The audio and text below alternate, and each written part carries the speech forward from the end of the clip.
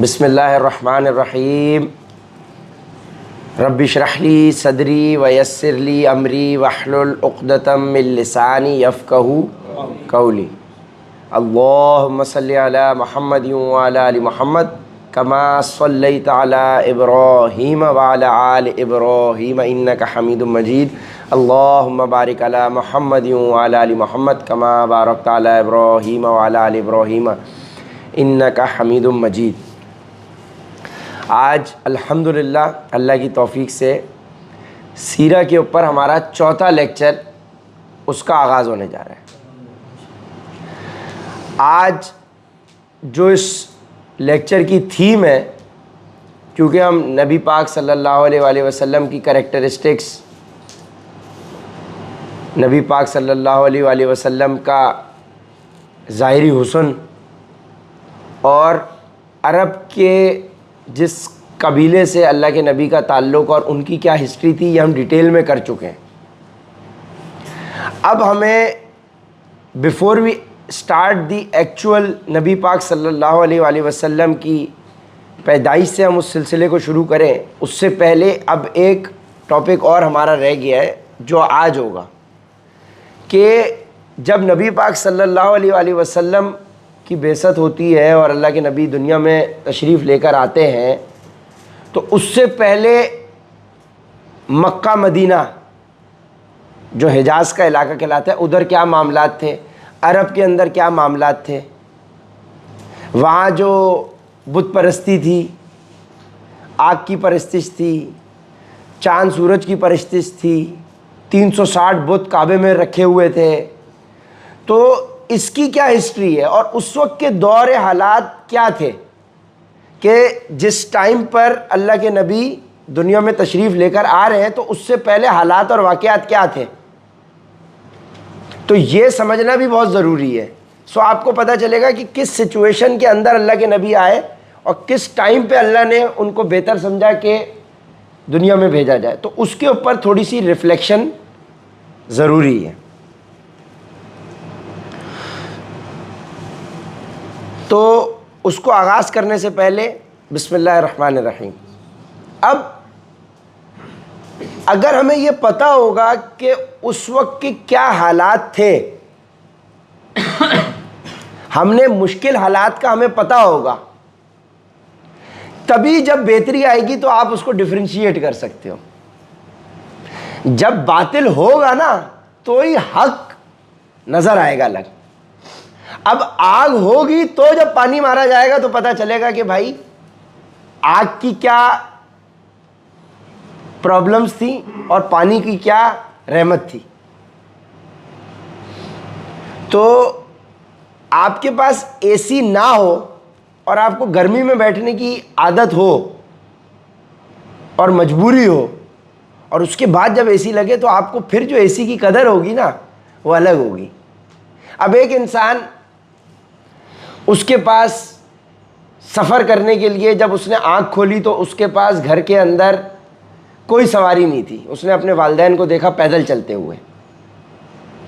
अब उसने अपनी आँखों के सामने देखा वाले साहब ने साइकिल ली, बाइक ली, गाड़ी ली, ऑल्टो ली, फिर सिटी ली, फिर करोला ली, फिर सिविक ली, फिर डाला लिया, फिर फॉर्चूनर लिया, फिर क्रूज़र लिया, फिर कुछ किया, फिर कुछ किया। तो अब जिस शख्स ने ये देखा हुआ होगा ना तो वो उसकी कदर करेगा, और जो पैदा हुआ उसके घर में डायरेक्ट ही लैंड क्रूज़र है तो उसको उस कदर का एहसास ही नहीं होगा। जिस तरह से मोहम्मद अली भाई जब पाकफिट आए हैं तो ये अब उसकी कदर कर रहे हैं। क्यों? क्योंकि इन्होंने घाट घाट का पानी पिया हुआ है। इन्होंने देखा हुआ है कि भाई कितनी मुश्किल सेक्रीफाइस हार्डवर्क है मार्केट में। फरहान भाई इसीलिए कदर करते हैं, भट्ट साहब इसीलिए कदर करते हैं क्योंकि उन्होंने घाट घाट का पानी पिया हुआ है, उन्होंने तकालीफ देखी हुई है। अब जिनका पहला एक्सपीरियंस है यहाँ पे वो टेकन फॉर ग्रांटेड लेते हैं, उनको लगता है हर ऑर्गेनाइजेशन ऐसी होती है। तो आपको पीछे हालात और वाकयात बुरे गुजरे हुए हो तो आपको पता चल सकता है कि रहमतुल लिल आलमीन के आने के बाद क्या फ़र्क आया। तो इस्लाम की कदर आपको उसी वक्त होगी कि जब इस्लाम नहीं है। सो इसी तरह से आज हमें अल्लाह के अहकामात जब हम पढ़ रहे कुरान के ज़रिए, सीरा के ज़रिए, हमें उसकी कदर क्यों होनी है? क्योंकि हमें माशरे में बुराई नज़र आ रही है और हमें नजर आ रहा है कि उस बुराई के मुकाबले में हमारे घर में हमारे पास वो चीज मौजूद है जिसको हम पढ़ते हैं तो हमारे को दिली सुकून भी मिलता है। तो इसीलिए वो हालात और वाकयात सामने होना जरूरी है। जहां पे उस वक्त बुत परस्ती चल रही है, आइडल वर्शिप चल रही है जिसको आप बोलेंगे। अब ये बुतों का आगाज कैसे हुआ भाई? काबा तक बुत कैसे पहुंचे? क्यों? क्योंकि हजरत इब्राहिम ने हजरत इस्माइल के साथ तो काबा की तामीर करी। अब ये 360 बुत कहां से आ गए भाई? इसकी कोई हिस्ट्री होगी ना। तो ये पता होना जरूरी है। ये बुत परस्ती शुरू कैसे हुई भाई? ये फ्रॉड कहां से आया? कोई तो इसके पीछे सेटिंग होगी। तो ये पता होना जरूरी है। तो आज हमें पता चल जाएगा कि, और बहुत जबरदस्त लेक्चर है आज का। तो अल्लाह के नबी फरमाते हैं कि कोई उम्मा ऐसी नहीं गुजरी कि अल्लाह ने जिस पर अपना पैगंबर ना भेजा हो। कोई उम्मत ऐसी नहीं है, कोई उम्मत ऐसी नहीं है जिसके ऊपर अपना पैगंबर ना भेजा हो। अब हजरत ईसा और नबी पाक सल्लल्लाहु अलैहि वसल्लम के बीच में तकरीबन 570 ईयर्स हैं, 550 तकरीबन साल। और हज़रत इब्राहीम से नबी पाक सल्लल्लाहु अलैहि वसल्लम तो तकरीबन 2000 साल है। ठीक है, 2000 साल है कमोबेश। ठीक है, और हमने वहाँ से पढ़ा था हज़रत नूह और पिछले वाले के अंदर के भाई जो कॉमन फैक्टर उनका हज़रत नूह बन रहे थे। ठीक है जी। अब ये जहन में पिक्चर हो कि 2000 साल नबी पाक सल्लल्लाहु अलैहि वसल्लम तक डिस्टेंस है हज़रत इब्राहिम और इस्माइल से, और 570 ईयर्स हज़रत ईसा के बाद से। अब 570 साल तक अब कोई बीच में पैगंबर नहीं, और वो बनी इसराइल है। और हम वो डिस्कस कर चुके हैं कि बनी इसराइल ये एक्सपेक्ट कर रहे हैं कि उनकी किताबों में, अभी आएगा जिक्र, कि उनकी किताबों में पेशन गोई है, क्योंकि हज़रत ईसा अल्लाह के नबी की पेशन गोई करके गए हैं। किस नाम से? अहमद नाम से। Muhammad is quantity and Ahmad is quality of तारीफ। क्वांटिटी ऑफ तारीफ, बहुत ज़्यादा अल्लाह के नबी की तारीफ क्वांटिटी में की जाती है। अभी हमने सबने बैठ के दुरूद शरीफ पढ़ा। कोई ऐसी पर्सनैलिटी नहीं है जिसकी इतनी क्वांटिटी में जिस पर सलामती भेजी जाए, जिस पर अल्लाह सलामती भेज रहा है। तो क्वांटिटी ऑफ तारीफ के लिए लफ्ज़ इस्तेमाल होता है मोहम्मद, और क्वालिटी ऑफ तारीफ के लिए इस्तेमाल होता है अहमद। और आपका नाम है मोहम्मद अहमद। माशाल्लाह माशाल्लाह। तो चेहरे पे नूर, आपके नूरानियत, इस बात का मुंह बोलता सबूत है कि नाम की बरकत है भाई। तो अब हज़रत ईसा ने भी पेशन गोई की हुई है। सो अब ये 570 साल के बीच में ऐसा क्या हुआ कि भाई 360 बुत रखे हुए। हज़रत इब्राहिम और इस्माइल ने जो काबा तामीर किया है, उनके बनाए हुए काबा के इर्द गिर्द, अंदर, ऊपर, नीचे, आगे पीछे बुत परस्ती हो रही है। ठीक है जी। तो ये तमाम जितने भी रिलीजन्स हैं, इनका कॉमन फैक्टर क्या है? हज़रत इब्राहिम, एब्राहमिक रिलीजन। क्योंकि सबका देखो, आज क्रिश्चियंस हो या ज्यूज़ हो या मुस्लिम हो, ये सब ट्रैक बैक अपने आप को कॉमन पर्सनैलिटी कौन है? ठीक है। तो कुरान में भी हमने ये पढ़ा था कि मिल्लत इब्राहिमा, मिल्लत अबी कुम Ibrahim, religion of your four father Ibrahim. ठीक है। तो इसकी, और अल्लाह ने कुरान में भी इसका जिक्र किया था कि अपने, और वो आगे आएगा भी कि हज़रत इब्राहिम के रिलीजन पे आ जाए। तो अब हज़रत इब्राहिम को जो रिलीजन था वो क्या था? वो इस्लाम था। वो एक अल्लाह की परस्तिश थी, एक अल्लाह की इबादत थी। ठीक है। तो अब वो एक अल्लाह की इबादत वाला जो सिलसिला था वो ख़त्म हो गया भाई। ये 570, अब क्योंकि भाई अब जब हज़रत ईसा है तब तो इस्लाम आ गया ना, वापस वो न्यू हो गया। तो इसका मतलब अब वहाँ से लेके हज़रत ईसा तक तो है, तो 1500 साल तो हमने कवर कर लिए। अब 570 में क्या हुआ ये देखना है हमने। सो हज़रत इब्राहिम ने, जी हम पहले भी जिक्र कर चुके हैं कि मक्का को हरम बनाया। हरम वो जगह है जहाँ पे आपके हलाल काम भी हराम हो जाते हैं उस विसिनिटी के अंदर। अब जैसे कि आप शिकार नहीं कर सकते हरम की हुदूद में, और आप मैप जब खोलेंगे, जब आपका मक्का मदीना जाना होगा तो मैप में वो हरम की बाउंड्री लिखी होती है। हरम जो उस दौर का था वो आज हरम आपको पता चल जाए। तो उस बाउंड्री में आप लड़ाई झगड़ा नहीं कर सकते, कत्ल नहीं कर सकते, पत्ता नहीं तोड़ सकते, कोई गैर शरई गैर इखलाकी काम नहीं कर सकते। फिर एहराम की पाबंदियाँ अलग होती हैं, हमारा कोर्स ऑफ अभी टॉपिक नहीं है। लेकिन हलाल काम भी जो हराम हो जाए, इनफैक्ट ये कि साहबा फरमाते हैं कि हम ऐसे शख्स को तवाफ करते देखते थे जिसने अपने बाप का कत्ल किया होता था, लेकिन वो हरम में होता तो हम उसको कुछ कर नहीं सकते थे। हरम जगह थी जाए अमन, यानी अगर किसी ने बड़े से बड़ा कांड किया है ना, अगर वो हरम की हुदूद में आ गया तो वो प्रोटेक्शन मिल गई। ये उस जगह की ब्लेसिंग है अल्लाह ने जो रख दी कि तुम बड़े से बड़ा गुनाह भी कर लिया ना जिस बंदे ने, वो अगर उस हुदूद में आ गया, भाई अब मुझे कोई नहीं छोड़ सकता। और ये इतना ख्याल उधर भी था, मतलब वो बुतों की परस्तिश कर रहे हैं लेकिन इतना एहसास उनको भी था हरम का। मतलब बेशक बुत परस्ती कर रहे हैं, अंदर बड़े मामला चल रहे हैं सारी चीज, लेकिन ये वाली प्रोटेक्शन का ख्याल उधर भी मौजूद था। तो वो अल्लाह की रहमत है भाई।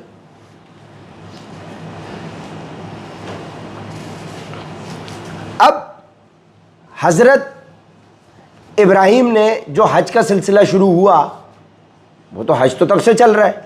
तो हज के अंदर सफ़ा मरवा के दौरान सही होती है, फिर तवाफ़ होता है, फिर एनिमल्स को डेकोरेट भी किया जाता है। ये वो सुन्नत है जो चल रही है, जो आज हम लोग बकरा ईद के ऊपर, अभी ईद उल अज़हा आने वाली है हमारी इसी महीने, ये जो हम जानवरों को डेकोरेट करते हैं, तो डेकोरेट किया जाता था, वो इस बात की अलामत होता था कि ये अल्लाह के लिए जानवर है, ये आम जानवर नहीं है। वो डेकोरेशन सिंबल होता था कि भाई ये जो है अल्लाह की राह में कुर्बानी के लिए जानवर है।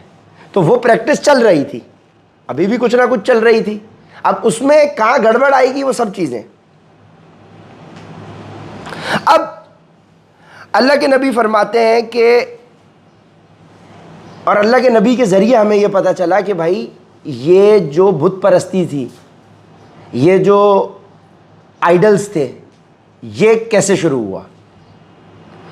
तो अल्लाह के नबी की एक हदीस के ज़रिए अल्लाह के नबी ने बताया कि मैंने अमर इब्न लुहई, ये नाम याद रखना है, अमर इब्न लुहई, लोहे से याद रखें, लोहे से याद रखें आप इसको, लोहई, लोहे से लोहई, लोहा, ठीक है।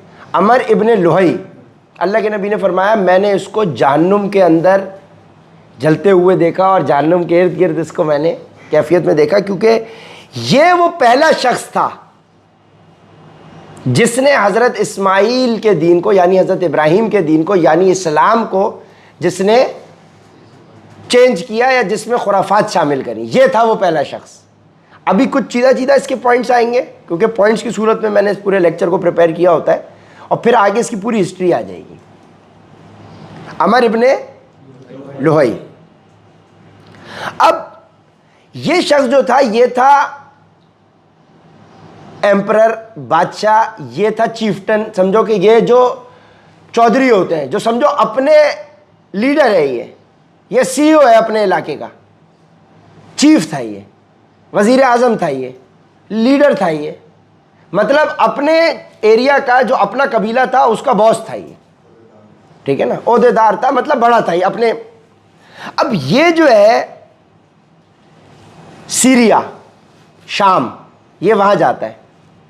तो वहां पे एक सिविलाइजेशन थी, यानी जो लोग वहां रहते थे, अमालिक, अमालिक, इनको इंग्लिश में कहते हैं एमलकाइट्स। तो ये लोग जो थे ना, ये लहीम शहीम किस्म के जाइंट, मतलब समझो कि पाकिस्तान से कोई बंदा अमेरिका चला गया, अब वो अमेरिका यहाँ से जाएगा तो वो क्या देखेगा, यार क्या बिल्डिंग्स हैं, यार क्या इनके पास दुनियावी आसाइशें हैं, बहुत पावरफुल आर्मी है, बहुत। तो अब क्या होगा कि जैसे ही कोई पावरफुल इंसान होता है तो नेचुरली क्या होता है, बंदा उससे मुतासिर होना शुरू हो जाता है, इंस्पायर होना शुरू हो जाता है। तो ये जब अपना कारवान लेकर, अपना तिजारत का माल लेकर भट्ट साहब, और भट्ट साहब जैसे ही शख्सियत के लोग थे, लहीम शहीम वहाँ पे, समझ रहे। अब आप लोग सहन में रखेंगे भट्ट साहब को, आप लोग एक नज़र देखें, लहीम शाहीम 6 साढ़े 6 फुट के खाते पीते जाइंट लोग थे, और उनके पास फौज भी टाइट है, उनके पास माल भी है, दौलत भी है, सब कुछ है। तो अब नेचुरली जब दुनियावी मामलात उनके पास थे, तो जब ये यहाँ से एक नॉर्मल आदमी, अपने तो इलाके का बॉस है, लेकिन जब ये वहाँ गया तो इसको पता चला दादा ये तो बहुत बड़ी फिल्म यहाँ चल रही है। अब तो नेचुरली ये उनसे मुतासिर होने लग गया। अब जब ये मुतासिर उनसे हुआ तो इसने देखा दादा ये तो सीन है क्या, इनके पीछे कोई तो सीन हो। जैसे अब उमर भाई बैठ के बता रहे हैं यार मैंने ये अचीव किया है, मेरे पीछे ये सोर्स है, यार तुम भी ये कर लो। तो अब ये जब वहाँ घूमा तो इसने देखा कि भाई यहाँ तो ये लोग इतने काबिल, इतने इनके पास आसाइशें दुनियावी, इनके पास प्रोटोकॉल मामला। तो उसने वहाँ देखा कि वो लोग आइडल्स की वर्शिप करते हैं, यानी बुतों की परस्तिश चलती है वहाँ। जैसे कि आज कोई अगर अमेरिका जाएगा और अगर उसके नज़दीक दुनियावी सक्सेस अगर कामयाबी की डेफिनेशन है तो अमेरिका जाएगा और वो फिर देखेगा कि यार ये लोग, इन लोगों का रिलीजन क्या है, ये लोग आज दुनिया में कामयाब है तो इसका मतलब ये सही रिलीजन पे होंगे, सही रिलीजन पे होंगे। तो वो बोलेगा इनका रिलीजन क्या है। वो चर्च पहुंच जाएगा, वो जाके देखेगा कि ये तो भाई हज़रत ईसा का पुतला बना के उसकी पूजा कर रहे हैं, तो उसके नज़दीक क्या चीज़ बैठेगी, यही ठीक है। तो अब उसने वहाँ जब जाके उन लहीम शहीम लोगों को देखा, वो उनसे इतना इंस्पायर हुआ कि वहाँ उन्होंने देखा, उसने देखा कि भाई ये तो बुत परस्ती चल रही है। तो वो वहाँ से उनसे रिक्वेस्ट करके, उनके एक आइडल का बाज़ार लगे हुए होंगे बुतों के, बिजनेस भी तो है ना, तो वो उनसे एक बुत खरीद के लेके आ गया, हुबल नाम का, हुबल नाम का एक बुत लेकर आ गया। और आप गौर करें, हज़रत इब्राहिम के वालिद आज़र वो भी बुत बनाने वाले थे। अब हज़रत इब्राहिम के वालिद, जो हज़रत इब्राहिम ने बुत तोड़े, अब 1500 साल के बाद, 2000 साल के बाद अब वो सिलसिला दोबारा शुरू हुआ। वो शुरू करने वाला कौन, अमर इब्ने लुहई। अब ये जाकर वहाँ से बुत लेकर आ गया हुबल नाम का, और इसने हुबल को काबा के सामने रख दिया। अब ये वो हुबल था जो अब काबा के अंदर, समझे कि इसने आके रख दिया। अब जब रख दिया तो यही वो हुबल था कि जब ओहद के अंदर जीती हुई जंग, जब साहबा, अल्लाह के नबी ने जो फरमाया था कि अगर हमें चील कव्वे भी खा रहे हो तो आपने आना नहीं है जब तक मेरा हुक्म ना हो, तो फिर जो पीछे से खालिद बिन वलीद ने हमला कर दिया था जिसमें नबी के, तो उसके अंदर इन लोगों ने जब दोबारा से हमला किया और इन लोगों को कुछ कामयाबी मिली, तो उसके अंदर इन लोगों ने जो आवाज़ लगाई थी वो ये था कि हुबल जीत गया, हुबल जीत गया। ठीक है, हुबल जीत गया, हुबल जीत गया ओहद के अंदर। तो मतलब ये इनका सुप्रीम गॉड है, इनका मानने वाला। ये समझो उस बुत, ये बुत इनका पहला आया है ना, तो अब ये पहला बुत इनका, हुबल इनका बड़ा करीबी हो गया। तो जो भी वहाँ के मुशरिकीन मक्का थे, तो ये हुबल यहाँ आया कैसे, मक्का की सरजमीन में, ये अमर इब्ने लुहई लेकर आ गया। तो जब उसने ये कहा तो फिर हज़रत उमर ने जवाब में क्या कहा, वो अपने नारे लगा रहे थे हुबल जीत गया, हुबल जीत गया। तो हज़रत उमर ने लगाया नारा, अल्लाहु मौलाना वला मौला लकुम, Allah is our protector and you have no protector. अल्लाहु मौलाना, अल्लाहु मौलाना, अल्लाह मेरा प्रोटेक्टर है, अल्लाह मेरा दोस्त है। अब मौला के 2-3 मायने होते हैं, दोस्त, बचाने वाला, ठीक है। अब जैसे अल्लाह के नबी ने फरमाया, जिसका मौला मैं उसका मौला अली, यानी जिसका दोस्त मैं, जिसका मोहब्बत करने वाला मैं, उसका अली, जिसका मौला मैं उसका मौला अली। है ना भाई, ये हदीस है कि नहीं है? मन कुंतु मौलाऊ हाजा अलीयुन फहाजा अलीयुन मौला। अब वहां पे अल्लाह के नबी का ये कहना नहीं है कि ये मेरा खुदा, ये नहीं है, ठीक है ना। ये दोस्त के लिए इस्तेमाल होते हैं, मोहब्बत के लिए इस्तेमाल होते हैं, इसके बहुत सारे मायने। तो इधर हजरत उमर कहते हैं अल्लाहु मौलाना वला मौला लकुम, अल्लाहु मौलाना वला मौला लकुम। ये मैं भेज दूंगा, ये सब 4-5 दफ़ा पढ़े तो ये अच्छी लाइन है। Allah is our protector and you have no protector. अल्लाहु मौलाना वला मौला लकुम। अल्लाहु मौलाना, अल्लाहु मौलाना, ठीक है जी। अब ये सामने काबा के लाके अमर इब्न लुहई ने इस बुत को, हुबल को रख दिया। अब जाहिर है वो चीफ है, अब जो उमर भाई काम करेंगे वही सब करेंगे। ये चीफ का प्रोटोकॉल होता है, तो सब बोलेंगे ना, क्योंकि ये चीफ आगे से इंस्पायर हो गया, उसके वाले उससे इंस्पायर हो गए, वही चेन चलती है। अब फरहान भाई उमर भाई से इंस्पायर्ड हो गया, अब फरहान भाई जो करेंगे नीचे वाले वही करेंगे। तो इसीलिए चीफ की जिम्मेदारी बड़ी हो जाएगी, भाई अगर तू गलत काम करेगा तो नीचे वाले गलत काम करेंगे।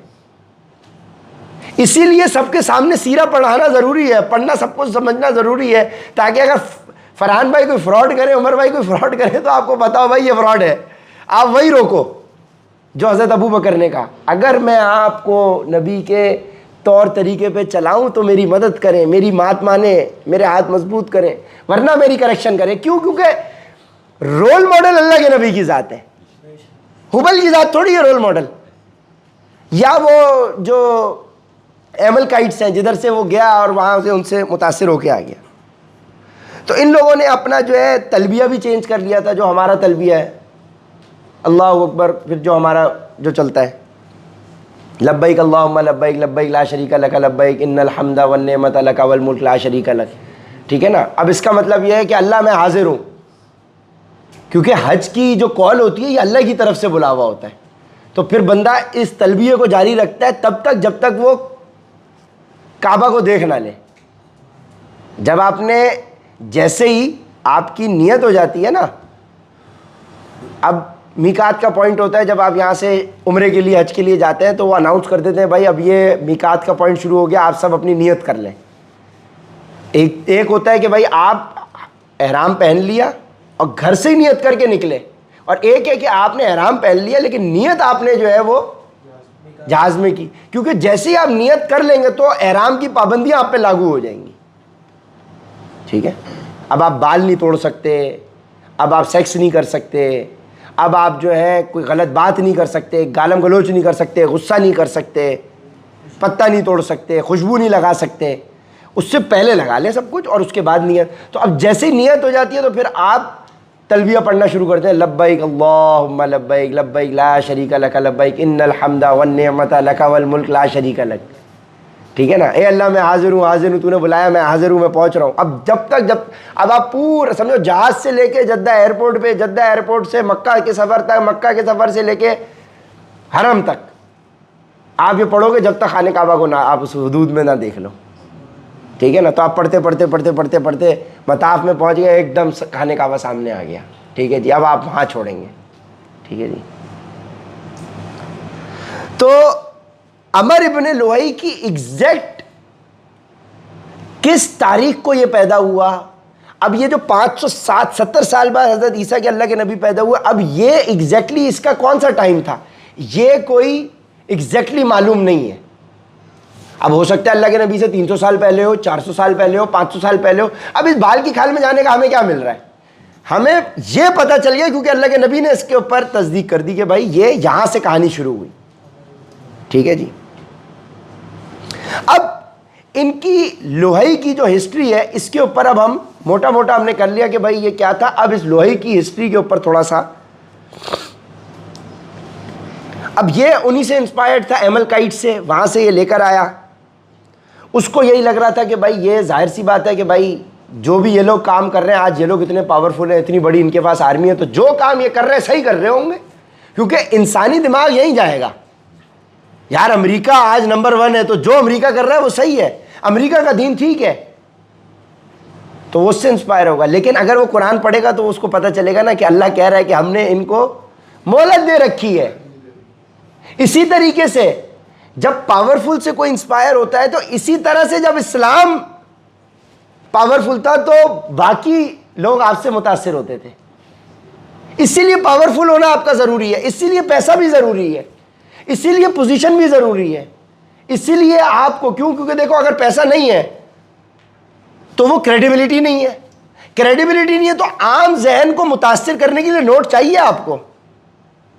अब उमर भाई की ये सारी बातें कोई भी बैठ के नहीं सुनता अगर उमर भाई के पास प्रोफाइल ना हो, 2 पैसे हमारे पास ना हो। इसीलिए ज़रूरी है अब आपकी नीयत ये हो कि अल्लाह मुझे इसीलिए चाहिए ताकि मैं तेरे दीन की सरबुलंदी के लिए काम कर सकूं। तो नीयत है, पैसा आ रहा है लेकिन नीयत तब्दील हो गई तो अल्लाह फिर आपकी मदद करेगा। पैसा होना भी ज़रूरी है, पावर होना भी ज़रूरी है, उस पावर से ही इन्फ्लुएंस आता है, ठीक है ना। तो वो ज़रूरी होता है। अब मेरे से बहुत अच्छी बात मस्जिद के इमाम साहब करेंगे, आप इतनी दिलजमई के साथ बैठोगे उधर नहीं बैठोगे, आपको कोई उनसे इंस्पिरेशन नहीं है। बहुत हल्की बात दीन की इमरान खान करेगा, लाखों पब्लिक सुन रही होगी और दिल से सुन रही हो क्योंकि they look up to Imran Khan as a leader. This is how influential a leader can be. अब अल्लाह के नबी की जो इन्फ्लुएंस था, ऐसा थोड़ी था कि उनके पास पैसे नहीं थे भाई, वो कामयाब तरीन ताजिर थे, कॉम्पिटेंट इंसान थे, सादिक और अमीन थे। उनकी सक्सेस, उनकी क्रेडिबिलिटी ऐसी है कि भाई people look up to him. उनके पास अमानतें आके रखवा रहे कि अल्लाह के नबी जब हिजरत करके जा रहे हैं तो हजरत अली को पीछे छोड़ा कि अमानतें वापस कर देना। अंदाजा लगाओ, जो उनके जान के दुश्मन है उन्हीं की अमानतें अल्लाह के नबी के पास फिर भी मौजूद है।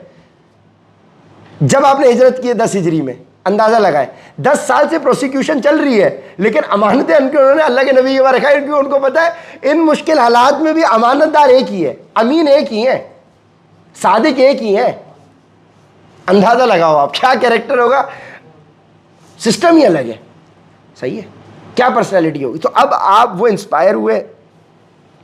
अब फिर ये आता है कि जो हज़रत इस्माइल के, अब ज़ाहिर है हज़रत इस्माइल यहाँ पे खुज़ा कबीला की लड़की के साथ उनकी शादी हो गई और फिर उनके अपनी जब आल औलाद हुई हज़रत इस्माइल की, तो उनके जो डिसेंडेंट्स थे यानी जो उनकी आल थी उनको निकाल दिया गया मक्का से,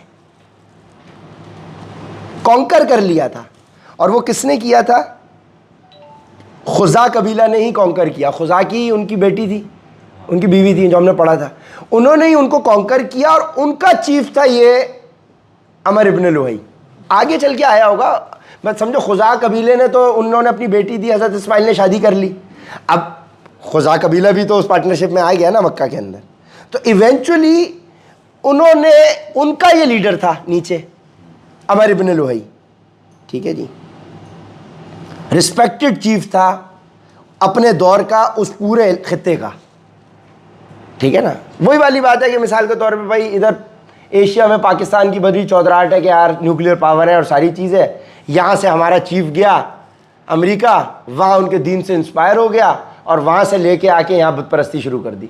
यही हो रहा है ना, हो यही रहा है। आप इंडिया को देख रहे हो कि यार इंडिया बड़ा फ्लरिश कर रहा है, कैसे फ्लरिश कर रहा है यार, इनकी बॉलीवुड इंडस्ट्री है, लो भाई फिल्म सिटी बना दो। एग्जैक्ट वही हुआ है कि आपने ये देखा कि वो दुनियावी सक्सेस कैसे मिल रही है, ह्यूमन साइकोलॉजी सेम है। दुनियावी सक्सेस इनको कैसे मिल रही है? सूदी कारोबार करके। इंडिया भी सूदी कारोबार कर रहा है, इसका मतलब इसमें बरकत है, चलो हम भी सूदी कारोबार करें। इंडिया फिल्म इंडस्ट्री सक्सेस हासिल कर रहा है, इकोनॉमी, फिल्म इकोनॉमी, हम भी अपनी फिल्म इकोनॉमी बनाए। और गधों और जालिमों, वो मुशरिक है, मुनाफिक है, यहूदी है, ईसाई है, तुम मुसलमान हो, तुम्हारी कामयाबी अल्लाह के नबी फरमा रहे हैं मैं तुम में 2 भारी चीज़ें छोड़े जा रहा हूँ, जिसने इसको पकड़ लिया वो कभी गुमराह नहीं होगा। पहली अल्लाह की किताब, अल्लाह की किताब अल्लाह की रस्सी है, जिसने इसको पकड़ लिया गुमराह नहीं होगा। और दूसरे अहले बैत, और ये कामयाबी का रास्ता थे अहले बैत और कुरान पाक। कुरान को भी छोड़ दिया, अहले बैत को भी छोड़ दिया। आपने देख लिया अहले बैत को पकड़ने वाले आज ईरानी है हमारे भाई, नाक के चने चबवा दिया अमेरिका को। अहले बैत को भी उन्होंने पकड़ा हुआ है कि अल्लाह की किताब को भी पकड़ा हुआ है, सबने नहीं लेकिन उन्होंने मेजॉरिटी पकड़ा हुआ है कि न्यूक्लियर पावर नहीं है भाईजान, न्यूक्लियर पावर नहीं है, ये अल्लाह दिखा रहा है। अब अहले बैत को और अल्लाह की किताब को गजा के मुसलमानों ने पकड़ा हुआ है कि सर उनके पास खाने को कुछ नहीं है लेकिन अभी भी दिल तो कह रहे हैं हम अपने बच्चे कुर्बान। माए की वीडियोस आप देखें, वो कहती है क्या हम अपने 4 बच्चे कुर्बान करेंगे।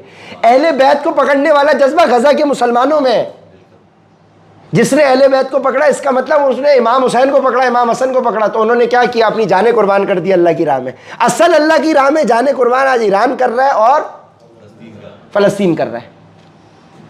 हमारे रोल मॉडल ये है, हमारे रोल मॉडल फिल्म सिटी थोड़ी है। हमने सुना ही नहीं, पढ़ा ही नहीं, ये एग्जैक्ट वही हुआ कि नहीं?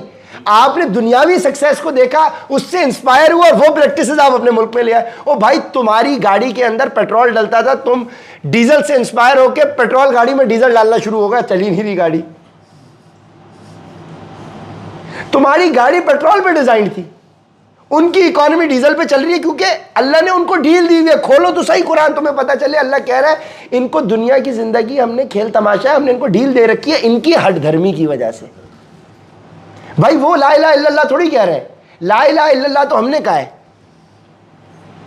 तो आप उनसे इंस्पायर हो गए, एग्जैक्ट। अब कोई रिलेट करना मुश्किल नहीं रहा। आप पैसे वाले से इंस्पायर हुए, उसका सिस्टम आप यहां लेकर आ गए।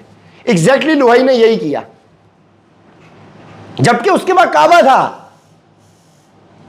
तो अल्लाह के नबी ने फरमाया मैं इसको जहन्नुम के इर्द गिर्द देख रहा हूं, घूमते फिरते जहन्नुम में जल रहा है, क्योंकि हजरत इस्माइल के दीन को खत्म करने वाला, एक अल्लाह के नाम को मिटा के बुत परस्ती शामिल करने वाला लोही को जब एक बंदा लेकर आ गया, लोही जो है उसको लेकर आ गया, हुबल को शरीक कर दिया ना उसने, काबा के सामने उसने उसको रख दिया लाके, जी लो जी लो, अल्लाह के नाम पे मुल्क बनाया, उसमें लाके तुमने फिल्म सिटी बना दी इतने एकड़ के ऊपर। तो तुम्हारी रहमत आएगी, जलालत आएगी। अल्लाह के नबी ने फरमाया हलाकत तो उस कौम की जिसकी सरबराही एक औरत के हाथ में हो।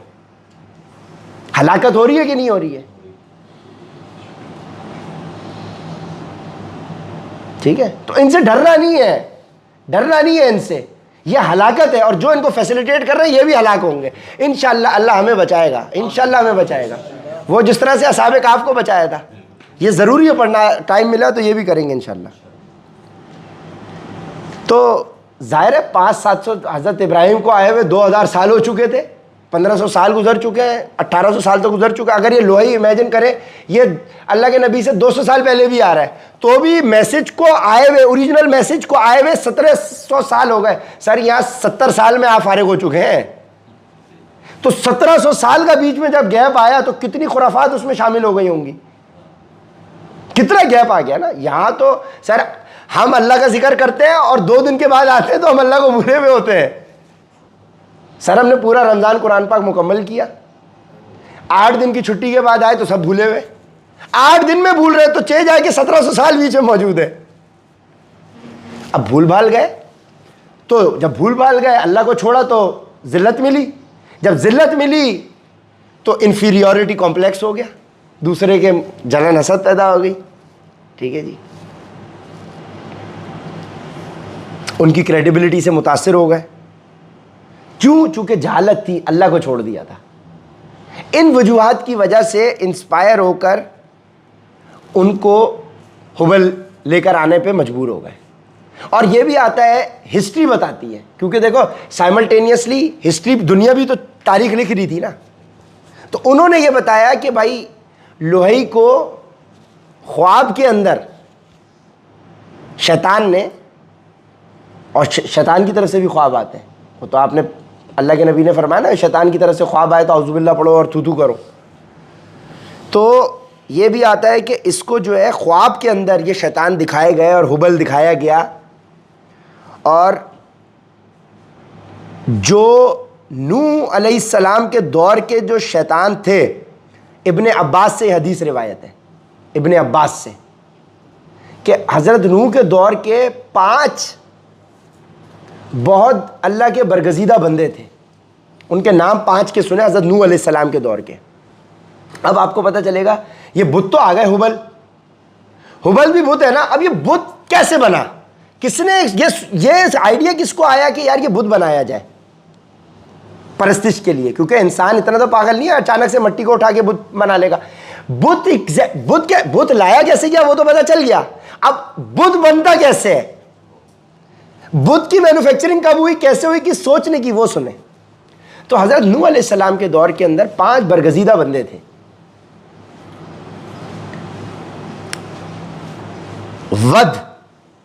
वद, स्वा, यऊस, यऊक और नसर। वद, स्वा, यऊस, यऊक, नसर। WSYYN, WSYYN, WSYYN। वद, स्वा, यऊस, यऊक, नसर। WSYYN, 5 याद हो गए। वद, स्वा, यऊस, यऊक, नसर। WSYYN। अब ये राइचियस मैन थे, यानी अच्छे बरगजीदा बंदे होंगे, तौहीद के ऊपर होंगे, हज़रत नूह के दौर के बाद के कहीं के होंगे। जब ये इंतकाल कर गए, अब मेरे बहुत करीबी, अब उमर भाई इंतकाल कर गए। उमर भाई बहुत नेक शरीफ आदमी थे। नहीं, उमर भाई छोड़ो, फरहान नेक शरीफ आदमी था। फरहान, फैज़ान, इरफान भाई, हमजा और भट्ट साहब, ये 5 शरीफ बेहतरीन आलिम हजरात, ऐसे दीनदार, एक अल्लाह को मानने, मतलब जन्नती लोग थे। हम इनके साथ रहने वाले थे। अब ये 5 फौत हो गए, इसीलिए मैंने अपनी एग्जाम्पल नहीं दी, ठीक है। ये 5 हो गए फौत। अब मुझे इनकी याद थी, मुझे ये इनसे प्यार था, ठीक है ना, तो मैं इनको याद करता था सारी चीज़, ये वो। अब मेरे बच्चे आए तो ये देखते थे कि मेरे वालिद साहब भाई फरहान को याद करते हैं, क्या वजह है यार, फरहान फरहान फरहान। फिर उनकी जो जनरेशन आई तो उन्होंने फरहान की तस्वीर, एक बच्चे ने मुझे बोला कि मुझे आप दिखाएं तो सही फरहान की तस्वीर। मैंने तस्वीर खींच के रखी थी, मैंने बोला यार ये तस्वीर है, ठीक है ना। एक बच्चा आया, उसने बोला तस्वीर है, उसको आर्ट्स का शौक था, उसने अपने घर में क्ले से तस्वीर बना दी और बाप को लगा फरहान भाई जिंदा हो गया, उसने ये कर दिया, ओ ये देखो भाई स्टैचू। तो क्या हुआ, इमेज बनाई पहली पीढ़ी ने, दूसरी पीढ़ी आर्किटेक्चर में अच्छी थी, क्ले की कार्विंग में, उसने क्ले से बुत बना लिया। उसके बाद उनके पास पैसे ज़्यादा आ गए, फैमिली में 3 पीढ़ी नीचे फरहान, ये इरफान भाई टाइप बंदा कोई आ गया, बिल्कुल ही आर्टिस्टिक, वो पिकासो आर्टिस्ट नहीं था, अब्राहम लिंकन जैसी शक्ल है इनकी यार। यार मैं जब से सोच रहा हूँ यार, किसकी जैसी शक्ल है इनकी। ओ अमेरिका का चीफ तो यहाँ बैठा हुआ है भाई। भाई कैमरा आप फोकस करके इधर दिखाएं, अब्राहम लिंकन, माशाल्लाह माशाल्लाह माशाल्लाह, ठीक है जी। अच्छा जी, चले चले चले। अब क्या हुआ कि इमेज भी बन गई फरहान भाई की। इमेज कैसे बनी, तब कैमरा था नहीं। अब आप बोलो उमर भाई कैमरा तो था नहीं, अब वो कैसा बना। मैंने बताया यार वो काले से थे, बहुत प्यारा काला कलर था उनका, और बड़ी सी नाक थी, आंखें थी, चौड़ा सा मुंह था, थोड़ा सा पेट भी था क्योंकि इबादत बहुत करते थे, और जब हंसते थे तो लगता था कि क्या ही बात है, ठीक है ना। मैंने पूरा नक्शो निगार बताया अपने बच्चे को, उसने पहले पूरी ड्राइंग करी, फिर अगले ने स्टैचू बनाया, अब इमेज भी बन गई, स्टैचू भी बन गया। अब वो जनरेशन जो थी उसको, जब 1-2 जनरेशन और गई तो उनके सामने उन्होंने इमेज बनी देखी, और उन्होंने देखा कि मेरा बाप इमेज के आगे खड़ा होता है और फरहान को याद करता है, फरहान मेरा दोस्त, मेरा भाई, क्या। अगले ने देखा कि वो भी ये देख रहे हैं, मतलब एक जनरेशन। तो इवेंचुअली 1-2-3 जनरेशन नीचे जाते जाते ये हुआ कि उन्होंने समझा कि यही है जो करने वाला है, और उसी की इबादत शुरू कर दी। शुरू में यह था कि उमर भाई उस तस्वीर को देखते थे क्योंकि फरहान की याद आती थी उनको। आज नहीं हमारा बाप मर गया तो हम कब्र पे जा रहे हैं, बाप मर गया तो बाप की तस्वीर निकाल लिया है, मेरा बाप आए, ये देख मैं साथ में खड़ा हूँ, कल ही मैंने अनस को दिखाया, ये देखो यार है। वो करते करते तस्वीर, और तस्वीर को जो मर जाते करते नहीं है, मर गया मेरा बाप, अरे इसने मुझे पैदा किया, मेरा बाप था, मेरा बाप, ठीक है ना, ये ड्रामा। फिर क्या किया, बाप की छोटी सी मोबाइल से तस्वीर बड़े में प्रिंट करा ली, क्योंकि दोस्त था पैनाफ्लेक्स प्रिंटिंग वाला, यार प्रिंट करके दे दिया, बड़ी सी हो गई। उसके बाद एक दोस्त आया, उसने किसी इंडस वैली स्कूल से आर्किटेक्चर सीख लिया और वो डिज़ाइनिंग सीखा, मेरे बाप की तस्वीर तो बना दे। अब वो बन के मैंने घर पे, मेरे बाप की तस्वीर है, छेड़ना नहीं। इस तरह से करते करते वद, स्वा, यऊस, यऊक, नसर, इन 5 बंदों के बुत बन गए। और इवेंचुअली वो बेचारा अच्छा आदमी था, अब उसके नाम से एक बुत बन के चलना शुरू हो गए। अभी जो बुद्धा है, बुद्धा का जो स्टैचू है, बुद्धा भी बहुत परहेजगार आदमी था जो उसका आता है, वो भी तौहीद का था, पता नहीं क्या था वो, कुछ लोग तो कहते हैं कि पैगंबर था, शायद था, नहीं था, क्या था, लेकिन उसके बारे में भी आता है। अब वो बुद्धा अच्छा आदमी था, उस बुद्धा का भी स्टैचू बन गया। उस बुद्धा के स्टैचू रखे हैं थाईलैंड में, उसके सामने जूस की प्याली रखी होती है, जूस का डब्बा स्ट्रॉ डाल के रखा होता है पीने के लिए, दूध का वो फ्रूट वाला जूस और वो फ्लेवर वाला मिल्क रखा होता है। हम शूट करने गए, मैं बोल रहा हूँ भाई ये क्या हुआ, हमारा तो पहला एक्सपीरियंस थाईलैंड का। गए, हमने बोला भाई ये क्या है यार, कोने में वो रखा हुआ छोटा सा, उसके सामने उसके साइज से बड़ा जूस का डब्बा रखा हुआ और स्ट्रॉ भी लगा के, स्ट्रॉ भी ऐसा नहीं कि उसके ऊपर पन्नी चढ़ी हुई, स्ट्रॉ हटा के उसके सामने रखा हुआ है, बरकत का है। अब हम पढ़ चुके हैं, जिस चीज को आप यकीन करते हो टू बी ट्रू वही होती है, because your thought creates your beliefs and belief changes your physical state. तो उनका बिलीफ क्या है, थॉट क्या है, स्टैचू से होता है, बिलीफ क्या है, स्टैचू से होता है, फिजिकल स्टेट हो रही है चेंज। अल्लाह ने उनको उसी में डील दे दी। अब इस तरह से इन 5 बंदों के नाम उसके जहन में आए और ये इस तरह से बुत इस तरह से बनते हैं। तो अब ये जो हुबल होगा, इसका भी हो सकता है पीछे कोई यही हो मामला, कोई अच्छा आदमी हो या कुछ हो, वल्लाहु आलम। कहने का मकसद कि आपको पता चल जाए कि बुत बनते कैसे हैं। ठीक है जी। अब इससे एक बहुत इंपॉर्टेंट कॉन्सेप्ट आपको समझना है, जो कि बहुत ज़्यादा इंपॉर्टेंट है।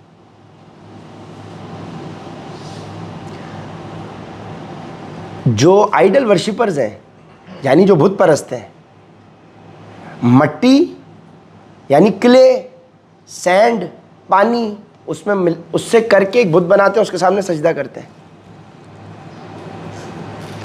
तो जो यहूदी ईसाई हैं, कुछ हिंदू हैं, वो भी यही कहते हैं, हम काली माता के सामने सर झुकाते हैं, आप खाने काबा के सामने सर झुकाते हो। मट्टी वो भी है, क्ले वो भी है, पानी वो भी है। तो भाईजान, हमारा ईमान उस मट्टी और पत्थर पे नहीं है, हम सजदा उस जगह को करते हैं। हजरत उमर क्या कहते हैं हजरे अस्वद को, ए हजरे अस्वद, ना तू मेरे नफे का मालिक है ना नुकसान का, मैं तुझे सिर्फ इसलिए चूम रहा हूं क्योंकि मेरे नबी ने तुझे चूमा है, बस। अब आज लोग खाने काबा जाते हैं, उसको चीर के उसके चिपिंग करते हैं, स्टोन्स की लेकर आ जाते हैं, ओ बरकत के लिए। ओ भाई, ये तो 100 साल पहले बनाया है काबा, काबा तो हर 10 साल में टूट के नया रिपेयर करते हैं। ये वो वाली मट्टी थोड़ी है जो हजरत इब्राहिम ने बनाई थी। ये जो काला कपड़ा है जिसको मो चल रहा है, ये काबा वो कपड़ा थोड़ी है। ये उस जगह की इंपॉर्टेंस है कि अल्लाह का हुक्म है इधर सजदा करना है। वो काबे का पत्थर इटसेल्फ, हम उसको सजदा थोड़ी कर रहे हैं। हम अगर हतीम के अंदर नमाज पढ़ रहे हैं, हम जो है वो दीवार के पास, काबे के साथ जो दीवार है उसको क्या कहते हैं, जिसके ऊपर सीना लगाते हैं, हम इसलिए लगाते हैं क्योंकि नबी की सुन्नत है। हम उस पत्थर को नहीं पूछते। ये जहन अपना क्लियर रखें। दैट लॉजिकल है कि नहीं? हम पत्थर की इबादत थोड़ी कर रहे हैं, हम अल्लाह की इबादत करते हैं क्योंकि अल्लाह ने हुक्म किया हुआ। Basically that is a place of worship and a place of बरका, प्लेस ऑफ रहमत, जिसको अल्लाह ने डेडिकेट किया क्योंकि मक्का जो है सेंटर ऑफ द वर्ल्ड है। वो जगह सेंटर ऑफ द वर्ल्ड है ताकि पूरी दुनिया के किसी भी कोने से अगर आप सजदा करें तो आप उस डायरेक्शन को सजदा किया जाता है क्योंकि अल्लाह का हुक्म है। आप काबा के पत्थर को सजदा नहीं करते, काबा के पत्थर को चूमना नहीं है। काबा के पत्थर की इटसेल्फ कोई, हजरत उमर कह रहे हैं हजरे अस्वद को जो जन्नत का पत्थर है, लेकिन इंसान अशरफुल मखलूकात है। तभी तो यह हदीस है कि काबे को जाके मिसमार कर दो, ये बड़ा गुनाह नहीं है। इसके मुकाबले में कि इंसान का दिल तोड़ना, मोमिन मुसलमान का दिल तोड़ना बड़ा गुनाह है। आज तुम मोमिन को कत्ल कर दो, तुम्हें कुछ नहीं कोई कुछ बोलेगा। तुम काबे को खिराज भी मारो ना, नाखून भी मारो, तुम्हारे हाथ काट देंगे। सिस्टम ही ऑफ हो चुका है। आप गिलाफ काबा को पिरोने के लिए, ओ भाई ये कौन सी प्रैक्टिस है, ये कौन सी सुन्नत है भाई? अल्लाह के नबी ने गिलाफ काबा को पिरोने के ऊपर कौन सी है? वो तो चादरें लटकी हुई हैं, कुछ कभी कुछ लटकी हुई है, कभी कुछ लटकी हुई है। ये जो गिलाफ काबा से लिपट रहे हैं और उस, समझ में आ गई बात? ये बहुत सारों का कॉन्सेप्ट क्लियर नहीं है। वो बोलेंगे हमने बुत बनाया ना, उसकी शक्ल है, तो तुमने एक बिल्डिंग बना ली, उसकी शक्ल है, बिल्डिंग है। बात फर्क क्या हुआ? तुम बिल्डिंग को पूज रहे हो, मट्टी से, गारे से, सीमेंट से, बजरी से बनी हुई है, हमने सीमेंट बजरी से बुत बना लिया, बात तो एक ही है। वो ये लॉजिक देते हैं और गौरतलब बात है, बोले बात तो एक ही है, देखो हम सब वही कर रहे हैं। क्रिश्चियन हजरत ईसा का बना के कर रहे हैं, ज्यूज हजरत मूसा का बना के कर लेते हैं, हिंदू जो है वो अपनी कर लेते हैं, थाईलैंड के अंदर बुद्धा का कर लेते हैं, मुसलमान जो है खाने काबा का कर लेते हैं। बात तो सब वही, मिट्टी, सीमेंट, पानी, बजरी है। भाईजान, हमारा ईमान उसको सजदा करना नहीं है, हमारा ईमान उस डायरेक्शन को सजदा करना है। अच्छा, आज क्या, अगर खाने काबा मिसाल के तौर पे कोई बारिश होती है, कोई उसको अल्लाह उसकी प्रोटेक्शन करने वाला है, अगर वो बह जाता है तो क्या हमारा डायरेक्शन तब्दील हो जाएगी? It is the direction which is important. ये कॉन्सेप्ट क्लियर होना चाहिए, ठीक है जी। तो अबू रुजा अल उतरदी, ये सही मुस्लिम की एक हदीस है। अबू रुजा अल उतरदी ये आदमी था जो कि पत्थरों की पूजा करता था, रॉक्स की, पत्थर, कोई भी खूबसूरत पत्थर मिलता था ना ज़मीन पे पड़ा हुआ उसकी। अब अगर इसको मिसाल के तौर पे एक नीले कलर का पत्थर मिल जाएगा तो ये पीले वाले को छोड़ेगा, नीले को उठा लेगा, जो अच्छा लगा। क्यों? क्योंकि वही बुत परस्ती चल रही है, तो उनके नज़दीक बुत, उनकी परस्तिश करना ज़रूरी है, तो ठीक है जी। इसी तरीके से अगर इन लोगों की प्रैक्टिस ये भी थी कि अगर किसी सहरा में निकल गए, डेजर्ट में निकल गए, वहाँ कोई पत्थर नहीं मिल रहा है, 7 पत्थर लेके नहीं गए, तो ये अब पट्टी इकट्ठी करेंगे, पानी उसमें डालेंगे, उसका गारा बनाएंगे, उसी से कोई बुत बनाएंगे, फिर उसके सामने पूजा करेंगे। फिर अब सफ़ा मरवा पहाड़ी के ऊपर नायला और असाफ नाम के 2 बुत रखे हुए थे। नायला और असाफ, सफ़ा पे नायला और मरवा पे असाफ। अब इनकी हिस्ट्री ये आती है कि ये 2 आशिक थे और इन्होंने अपनी, ये जो हिस्ट्री है कि इन्होंने गलत काम जो है वो काबा के अंदर नाउजुबिल्ला जाके किया था, और उससे अल्लाह ने इनको क्या किया कि इनको सज़ा ये दी कि ये पत्थर के बन गए। तो लोगों ने इसको उस दौर के ये अज्यूम किया कि ये अल्लाह की तरफ से बड़ी रहमत हुई है इनकी, तो उनके बुत बना के एक वहाँ रख दिए, एक वहाँ रख दिए। तो अब ये जो मुसलमान हुए तो उनको ये होता था कि हम सफ़ा मरवा के दौरान, क्योंकि अब नबी पाक सल्लल्लाहु अलैहि वसल्लम ने अब वो सही का हुक्म दिया उम्रे का और जो सारे मामलात थे, तो सहाबा के दिल में ये बात थी कि यार हम ये कैसे करें। तो फिर वो आई इन्ना सफ़ा वल मरवता मिन शाइरिल्लाह, कि सफ़ा और मरवा अल्लाह की निशानियों में से है, तो आपका इसके दौरान चलना कोई गुनाह नहीं है। इन्ना सफ़ा वल मरवता मिन शाइरिल्लाह, और कुरान की जो आयतें हैं जो हमने सूरह बकरा में पढ़ी हैं, वहाँ पे ये दो बुत भी होते थे। तो नायला और असाफ तो हम जब प्रिपेयर कर रहे थे तो उसमें आया तो अच्छा। अब 360 बुत रखे हुए थे काबा के अंदर, जिसमें से आधे ऊपर से इंसान, नीचे से जानवर, नीचे से इंसान, ऊपर से जानवर, ये जो टेढ़े मेढ़े किस्म के नहीं होते, हाथी भी निकला हुआ है, 10 हाथ हैं, डिफरेंट किस्म के मामा परिंदे भी हैं, ये भी हैं, वो भी हैं। और वो इन बुतों की परस्ती इसलिए करते थे क्योंकि ये हमें उन बुज़ुर्गों की याद दिलाते हैं, उस बुज़ुर्गों की याद दिलाने से हमें अल्लाह की याद आती है और उससे हमारा कनेक्शन सही बन पाता है। हमें फोकस करने के लिए कोई चीज़ चाहिए है, ये लॉजिक होती थी पीछे कि हमें फोकस सेट करने के लिए, मुझे फोकस नहीं होता ना, तो फोकस के लिए मुझे ये चीज़ चाहिए। ठीक है जी। अब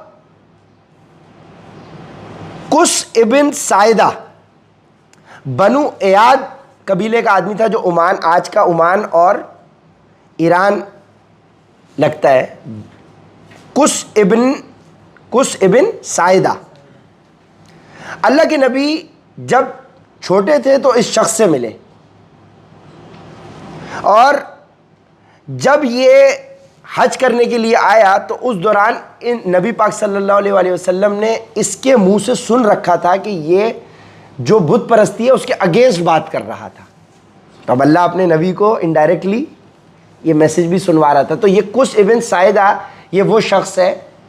तो अल्लाह के नबी ने फरमाया कि क़यामत के दिन ये शख्स अकेला होगा। ये अपनी उम्मत का उस वक्त वाहिद तौहीद के ऊपर था, ये अकेला, ये अपना, ये एक था, ठीक है। तो ये इस शख्स का जिक्र ये आता है। तो आगे चल के इसके कबीले से लोग आए थे, तो अल्लाह के नबी ने इसके बारे में पूछा था और फिर बताया था कि भाई मुझे वो याद है कि वो रेड कैमल के ऊपर आता था और इस तरह से वो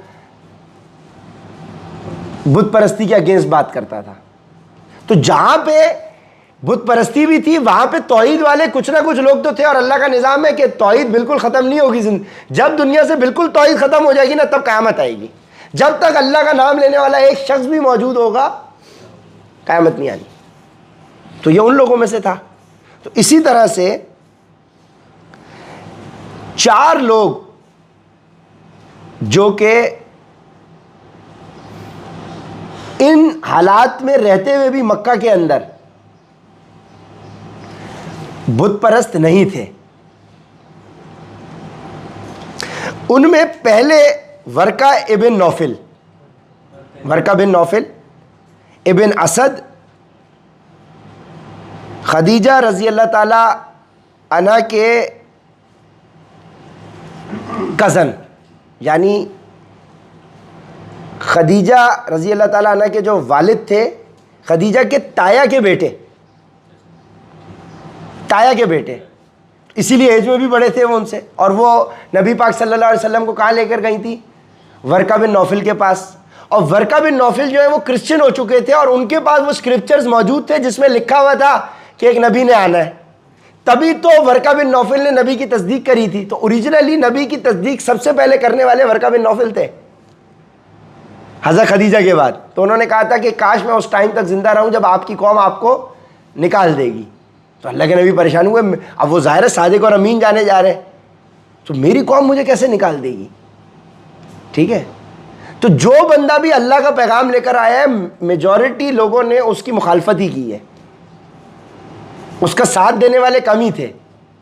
इमाम हुसैन का साथ देने वाले कितने थे? वैसे तो बहुत थे जिन्होंने टनाटन वहाँ से ख़त लिख के भेज दिए, है भाई, टनाटन ख़त लिख के भेजे, लेकिन जैसे ही डंडा चला ना, वो सारे बागी हो गए, पीछे हट गए। खौफ आ गया ना दिल में उनके, बेशक ईमान हो या कुछ भी हो, और फिर पूरी ज़िंदगी हाथ मलते रहे। होता यही है कि हक वाला बंदा जिस पे जुल्म हो रहा होता है वो अकेला खड़ा होता है, क्योंकि हक पे खड़ा होना आसान नहीं है। ये कहना आसान, सर ये मुंह से कहना आसान है, हम इमाम हुसैन आपके साथ होते तो हम नवासे रसूल के साथ होते। सर रहने दें, हमारे आज के अमल बता देगा कि हम किसके साथ खड़े होते। ठीक है, हर दौर का एक हुसैन होता है। ये सिर्फ इमाम हुसैन एक शख्सियत नहीं है, ये एक कैफियत है, ये एक दौर है। ये हर दौर के अंदर अल्लाह आपको ऐसे मौके देगा। आप बोलो वहाँ अल्लाह पाक मेरे दौर में, मैं तो देखे इमाम हुसैन के दौर में होता। अब सोचे, इमेजिन करें क़यामत के रोज़ आप खड़े कटेरे के अंदर, अल्लाह देख मुझे तो तूने वहाँ पैदा किया होता, मैं इमाम हुसैन के साथ होता, मैं हज़रत अली का मानने वाला हूँ, मैं सारा हूँ। अच्छा जी आओ भाई, ये उनकी क्वालिटीज़ थी। वो अल्लाह का मैसेज दे रहे थे, तौहीद के ऊपर बात कर रहे थे, जुल्म के ख़िलाफ़ बात कर रहे थे, ज़्यादती के ख़िलाफ़ बात कर रहे थे। तुम्हारे दौर के अंदर ये शख्स था जो ज़्यादती के ख़िलाफ़ बात कर रहा था, और ये बंदा था जो ज़्यादती कर रहा था। ये वक्त का यजीद था, ये वक्त का यजीद था, ये वक्त का फ़िरौन था। अल्लाह हज़रत मूसा के दौर में होते उनके साथ होते, ठीक है आओ, ये तुम्हारे वक्त का फ़िरौन था, तुम किसके साथ खड़े थे? ये क्वालिटीज़ है फ़िरौन के साथ वालों की, तुम्हारी तो सारी ये वाली क्वालिटीज़ है। सर वहाँ मुंह बंद हो जाएगा। तो अल्लाह हम पर वो लोड ना डाले जो हम ना उठा सके। अल्लाह अगर हमसे वो ख़ता हो जाए जो हमने कल सूरह बकरा में पढ़ा 286 नंबर आयत में, अल्लाह हम पे इतना बोझ ना डालना जो हम ना उठा सकें। हमें अपने नबी की मोहब्बत, अहले बैत की मोहब्बत, खुलफाए राशिदीन की मोहब्बत, सहाबा की मोहब्बत, बुज़ुर्गों की मोहब्बत हमें अता फरमा। ठीक है, ये कहना आसान है जनाब, कहना आसान है किबरिया भाई, अमल के अंदर तो सर। अब आप बताएं ना, नवासे रसूल से बड़ी शख्सियत किसकी हो सकती है सर? जिनके घर में दीन, जिनके घर में नाजिल हो रहा है, वहां साथ देने वाले नहीं है। और अल्लाह के नबी को पर्दा फरमाए हुए कितने टाइम हुआ है? 61 हिजरी, यानी 50 साल हुए। सहाबा है, सहाबा मौजूद हैं, सहाबा प्रेजेंट है। 50 ईयर्स हुए अल्लाह के नबी को दुनिया से पर्दा फरमाए हुए, और नवासे रसूल के साथ क्या मामला हो गया। आप इमेजिन कर सकते हो ये बात? सर आप क्या बोल रहे हो, 1700 साल में तो कितना बिगाड़ आ जाएगा, यहाँ तो 50 साल में ये हो गया। अब आप सोचो हज़रत इब्राहिम से लेकर नबी पाक सल्लल्लाहु अलैहि वसल्लम तक 2000 साल है, यहाँ 50 साल में आप देखेंगे क्या हो गया। तो चेंज आएंगे पीछे 2000 साल हो और आप बोलें कि सब ट्रैक के ऊपर रहेंगे, ऐसा नहीं है। तो वर्का बिन नौफिल थे, उबैदुल्लाह इब्ने जहाश थे, ये अल्लाह के नबी के वालदा के साइड से कज़न थे, ठीक है। उस्मान इब्नुल हुवारिस, जैद इब्ने अमर इब्ने नुफैल, हज़रत उमर बिन ख़त्ताब के फर्स्ट कज़न थे। ये 4 लोग थे। एक दिन मक्का के अंदर बड़ा फेस्टिवल हुआ और ये 4 लोग उस फेस्टिवल में नहीं गए। जब सब पूरा मक्का चला गया, 4 पीछे बच गए, तो ये आपस में जब इनका टाकरा हुआ तो इन्होंने बैठे, तो ये वो तौहीद वाले लोग थे। इन्होंने बोला हमें ये चीज़ें समझ में नहीं आती, ठीक है जी, ये हज़रत इब्राहिम के दीन पर नहीं है, दीन हनीफ़ा के ऊपर नहीं है, हनीफिया मिल्लत इब्राहिम हनीफ़ा जो कुरान के अंदर आता है। ये 4 लोग वो थे, इनकी सारे फैमिलीज़ भी होंगी, ये तौहीद पर अल्लाह ने इनको रखा हुआ था, ठीक है। इनकी कोई इखलास दिल के अंदर होगा तो अल्लाह ने, यानी नेगेटिविटी में भी पॉजिटिव लोग होते हैं। तो अब ये 4 लोग नहीं गए, इनको यही था कि नहीं भाई ये तो गलत काम कर रहे हैं, ये चीज़ वो नहीं है जो इब्राहिम का दीन था। अब ज़ाहिर है 2000 साल बीच में आ गए तो रियल चीज़ भी शोर शॉर्ट सही कहना मुश्किल है। अब अगर उनके जहन में ये बात आ रही है लेकिन उनके पास प्रूफ क्या है। अब समझें कि जब कुरान पाक हमारे पास आ गया, आज उस बात को भी 1600 साल हो गए, 1500 साल, कितना बड़ा अल्लाह के लिए मिरेकल है कि आज हमारे पास एग्जैक्ट हिदायत मौजूद है जो अल्लाह की हिदायत है, जो उन लोगों के पास नहीं थी मौजूद। और अल्लाह क्या कह रहा है, ये कुरान वो है जिसमें कोई शक नहीं। 1500 साल गुजर चुके हैं सर, वहां 1500 साल गुजर गए तो उनके पास हिदायत नहीं थी। वो कह रहे थे कि यार ये नहीं है। तो इसके अंदर से, इसमें से ये जो 4 लोग थे, वर्का बिन नौफिल ने तो क्रिश्चियनिटी कबूल कर ली, और हज़रत ईसा वाली ओरिजिनल क्रिश्चियनिटी यानी ओरिजिनल इस्लाम के वो हज़रत नबी पाक सल्लल्लाहु अलैहि वसल्लम की तशरीफ़ आवरी की तस्दीक भी कर रहे हैं, यानी वो ओरिजिनल क्रिश्चियन हो गए। जो आपके उस्मान थे, उस्मान इब्नुल हुवैरिस, ये मक्का छोड़ के चले गए, ये रोमन एम्पायर में बादशाह के साथ वहाँ टैग हो गए, ठीक है जी, ये भी गालिबन ये भी क्रिश्चियन हो गए। ज़ुबैर इब्ने अमर, इन्होंने क्रिश्चियन और जूइश, यहूदियत या ईसाइयत दोनों पे ईमान नहीं लाए। और ये जो थे ये वो थे कि जो लोग मक्का के अंदर, मतलब ना ये क्रिश्चियन हुए ना ये जू हुए, उन्होंने बोला भाई मैं न्यूट्रल रहूँगा, मैं करता ही नहीं, मैं रादर देन मैं किसी दीन पर जाऊँ, मैं जा ही नहीं रहा भाई, मैं इब्राहिम के दीन के ऊपर हूँ। और ये वो कैरेक्टर था कि जब लोग मक्का के अंदर अपनी बेटियों को जिंदा दफन कर देते तो ये बेटियों को उनसे ले लिया करते थे कि भाई मैं इनकी परवरिश कर लूँगा, आप इनको मारे मत। ये उस कैरेक्टर के शख्स थे, ठीक है। जैद इब्ने अमर, ठीक है। फिर सईद इब्ने जैद, अच्छा जी, ठीक है जी। फिर जो है जैद इब्ने अमर जो थे, इन्होंने ये जो बच्चे ले लिया करते थे बेटियां, इनके बेटे हुए सईद इब्ने जैद। इनके लिए अल्लाह ने फरमाया, इनके लिए अल्लाह के नबी ने फरमाया कि ये इनको मैंने ख्वाब में देखा है, इनको अल्लाह ने 2 जन्नतें दी हैं। सईद इब्ने जैद ने अपने वालिद के मुतालिक पूछा कि अल्लाह के नबी मेरे वालिद का बताएं। सईद इब्ने जैद ये अशरा मुबशरा में से है। इन्होंने अपने वालिद से मुताल्लिक नबी पाक सल्लल्लाहु अलैहि वसल्लम से पूछा कि मेरे वालिद का क्या मुकद्दर होगा, क्योंकि वो क्रिश्चियन भी नहीं हुए, जू भी नहीं हुए, वो आपके आने से पहले ही फौत भी हो गए, लेकिन उनके ये करैक्टर था, अच्छे आदमी थे, तो उनके मुताल्लिक क्या होगा। तो अल्लाह के नबी ने बताया मैंने उनको जन्नत में देखा, अल्लाह ने उनको जन्नत दी है और 2 जन्नतें उनको दी हैं। और ये वो इंसान है जो अकेले उम्मती है, जो ये अपनी उम्मत के एक इंसान है, बस इनका कोई फॉलोअर नहीं है, ये अकेले ही है। ठीक है ना। अब जैसे कि वो क्रिश्चियनिटी पे फौत हुए तो हज़रत ईसा के साथ उठाए जाएंगे, अगर वो मूसा के ऊपर ईमान लाए तो वो मूसा के साथ उठाए जाएंगे।